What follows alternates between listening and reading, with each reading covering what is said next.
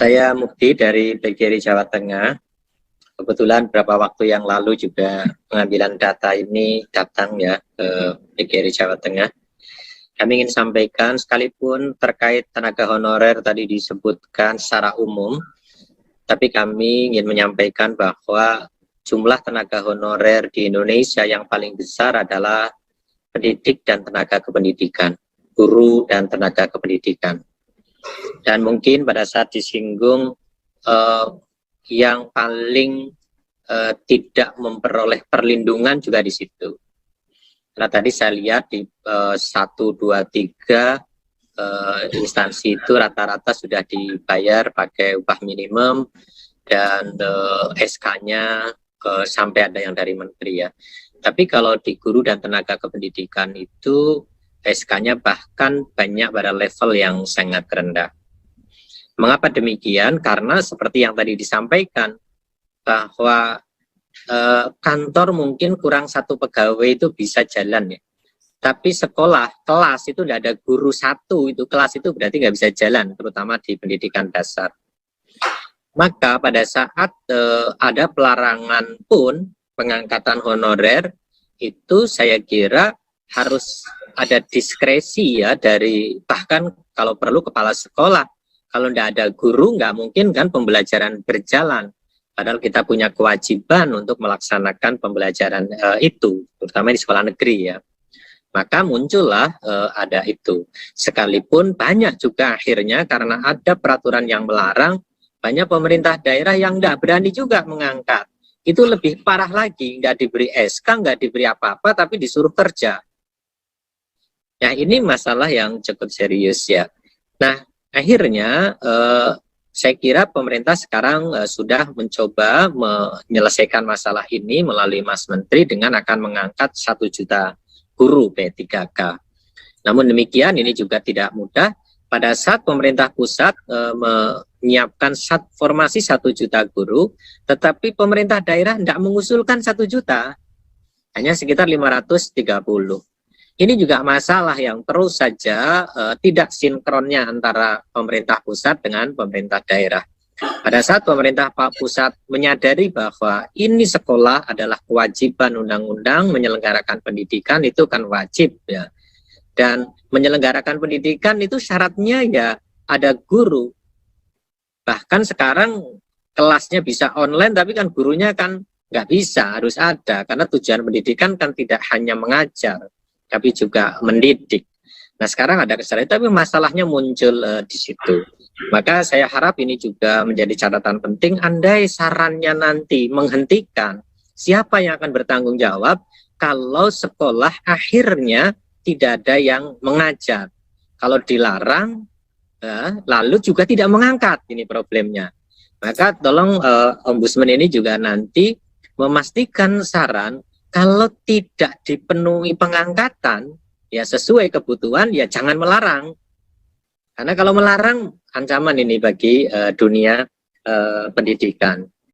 Di sisi lain, kita juga mungkin bisa ya dikaji ya dari Ombudsman bahwa memang PP-nya melarang ya, tetapi Undang-Undang Sisdiknya memerintahkan bahwa kepala daerah apabila terjadi nggak ada guru, itu ya wajib kepala daerah itu memenuhi.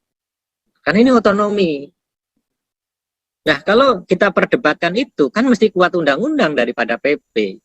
Maka sekarang terjadi, ada kabupaten tetap mengangkat karena berdasarkan Undang-Undang Sisdiknas. Tapi ada yang umumnya nggak berani karena menggunakan PP. Ini penafsiran-penafsiran yang seperti ini mungkin juga belum atau perlu coba dicermati agar semua komprehensif. Dan sekali lagi saya dari PGRI lebih menyoroti kepada masalah itu, dan kami sekarang sedang berjuang terus agar pemenuhan guru, kekurangan guru di sekolah yang sekarang sudah diakui oleh pemerintah 1 juta lebih, ini bukan main-main. Dari mana itu? Jadi kalau sekarang pendidikan Indonesia tidak ada guru honorer itu kolab itu. Kalau tidak ada guru honorer, apalagi di era pandemi seperti kemarin.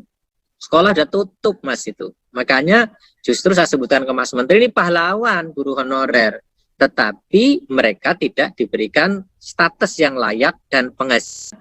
Justru saya sebutkan ke Mas Menteri, ini pahlawan guru honorer, tetapi mereka tidak diberikan status yang layak dan penghasilan yang pasti. Ini yang saya kira di Ombudsman itu sudah clear tadi ya disampaikan. Saya ingin ya tanggapan ini karena saran-saran tadi alternatif, saya berharap jangan sampai saran alternatif nanti ada yang dipilih, tetapi juga membuat pendidikan itu menjadi punya problem yang besar. Yang terakhir, saya tertarik dengan pengalian tenaga honorer menjadi ASN. Ini tadi disebut Undang-Undang 5 tahun 2014 tentang ASN. Sekarang kan pilihannya adalah harus melalui proses seleksi. Dulu pernah melalui proses sebagaimana afirmasi pengalian secara administratif ya. Bagaimana sebenarnya pandangan Ombudsman ya? Terus terang ini melalui model P3K yang lagi seleksi ini ya, Bu, ini juga banyak problem, termasuk sekarang lagi ribut lagi di tahap kedua, yang masuk P3K untuk mengisi sekolah-sekolah ini juga bisa dari umum. Ini terus persaingan, akhirnya yang umum itu dari sekolah swasta. Sekolah swasta ini sekarang masuk, terjadi kekosongan di sekolah swasta, ini juga problem yang terus akan berkepanjangan. Terima kasih atas dan mohon tanggapannya. Terima kasih Bapak Mudi atas tanggapannya terhadap tata kelola kebijakan tenaga honorer ya. Memang kita ketahui bersama sengkarut peraturan itu memang terjadi dalam pengelolaan tenaga honorer ini. Oke, yang selanjutnya ini ada pertanyaan dari...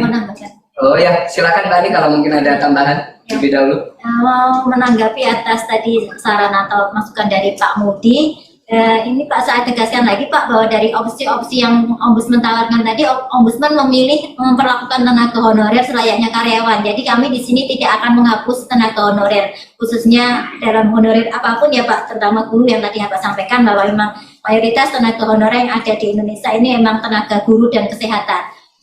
Mengingat tadi Pak, seharusnya himbauan dari pemerintah pusat bahwa seharusnya program 1 juta guru itu pemerintah daerah seharusnya mengusulkan Pak apa yang kita itu idealnya seperti itu agar terpenuhilah kebutuhan guru di seluruh daerah yang membutuhkan. Jadi kami di sini opsi yang Ombudsman bukan tawarkan, tapi Ombudsman pilih adalah memperlakukan tenaga honorer selayaknya karyawan Pak. Kami tidak menghapus itu Pak. Mohon izin ya Pak, mungkin mumpung di forum Ombudsman ini, problem kenapa tidak semua daerah itu sekarang mengajukan sejumlah formasi yang diperlukan.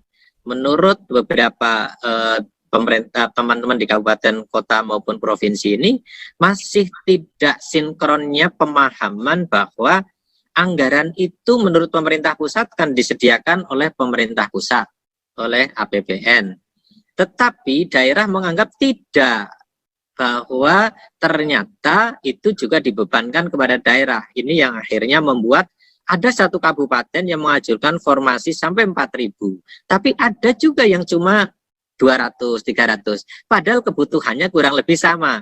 Ini kan ada miss yang komunikasi yang luar biasa yang harusnya juga diselesaikan pada saat formasi P3K untuk guru dibuka.